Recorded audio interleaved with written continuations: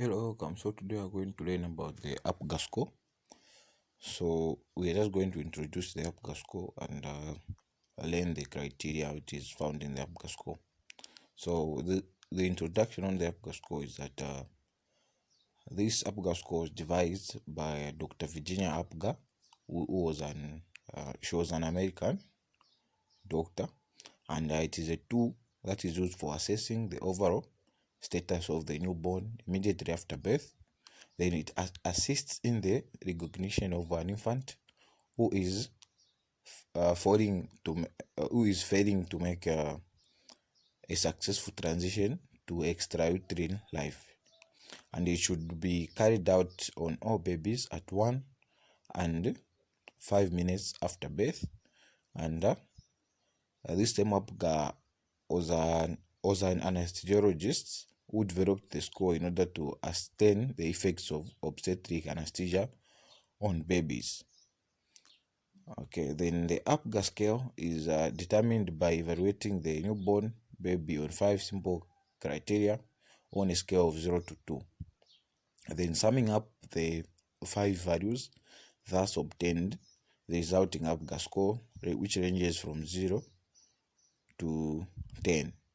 Then we have the 5 criterion, which are summarized using words chosen to form an acronym, meaning the APGAR itself is an acronym. So APGAR.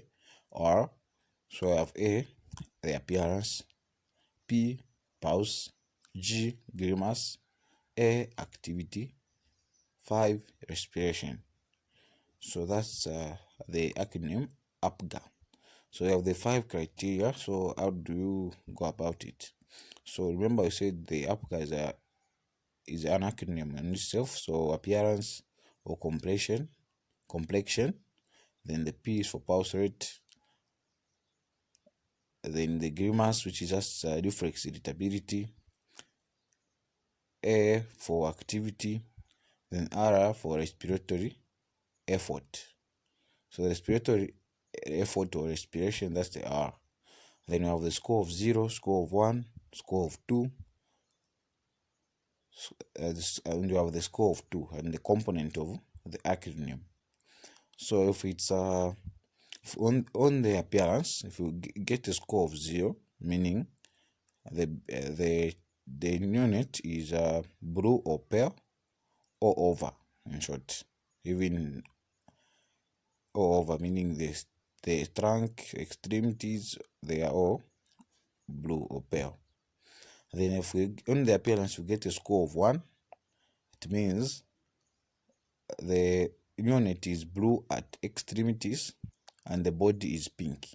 So in other words, you can say acrocyanosis. That's what it means. So the only thing which are blue are the extremities, but the body is pink on the score of 1. Then again on the appearance, a score of 2. A score of 2 gives you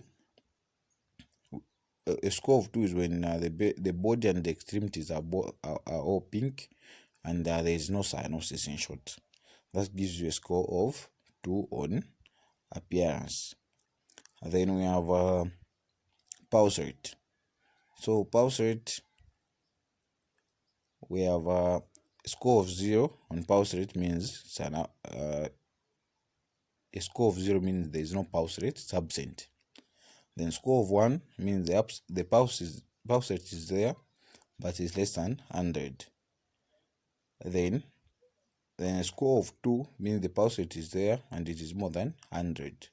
That's the pulse rate on the pulse. Then we have reflex irritability, which is the grimace. So a score of 0 is when there is no response to stimulation. Then a score of 1 is when we have a grimace or feeble cry when stimulated. Then score of 2 when we have a cry or pull away when stimulated. That's on the grimace. Then we have the activity. We have a score of 0, meaning only activity score of 0 is none, meaning there is no activity at all. Then score of 1, this is where we have some flexion. Then score of 2 on the activities where we have flex arms and legs, that resist extension. That's a score of 2 on activity. So in short, on a score of 2, there is on the activity score of 2, meaning there is active movement, but on the score of 1, there is just some flexion. Okay. Then respiratory effort. So remember, there is no respiratory rate, just either respiration or respiratory effort. So on respiration, a score of 0 means there is no respiration, and a score of 1 on respiration means there is weak, irregular, or gasping. That's a score of 1. Then score of 2, this is where we have a strong, lasty cry. That's the respiration, meaning the respiration is strong in short. That's the end of the criteria. So those are some of the things you need to know about the criteria itself, and we have the interpretation of the score. So how do you interpret the scores? So the test is generally done at 1 and 5 minutes after birth, but may be repeated later if the score is and remains low and remains low and remains low. Then we have scores. So if you get a score of 7 and above, these are generally normal. And if you get a score of 4 to 6, they are fairly low.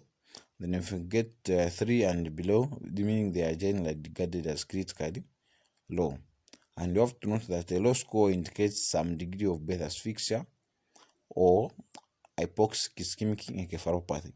Then you have to remember that in birth asphyxia, there is no HIE, but HIE, there is birth asphyxia in short. So that's what we are saying is both birth asphyxia and the HIE, we use APGAR score, but birth asphyxia, we just use the APGAR score alone, but in HIE, we even use the APGAR score, meaning it's more advanced as compared to the birth asphyxia alone. So you should check out the criteria for HIE because it's more appropriate. Okay. Then we have so this same birth asphyxia or HIE that can later develop into a long-term neurological damage called we have someone can even develop cerebral palsy. Okay. Then the purpose of the APGAR test is to determine quickly whether a newborn needs immediate medical care. Then it was not designed to make the long-term prediction on a child's health. So meaning a score of 10 is uncommon due to the prevalence of transient cyanosis and is not substantially different from a score of 9. So transient cyanosis is common, and particularly in babies born at high altitude. So those are some of the introduction of the things you need to know about the APGAR score. And the other thing you need to know is the importance of the 1 and the 5 minute tests we do. So those are some of the things you have to actually talk about. So we are done on the APGAR score. Thank you for watching, and see you on the other video.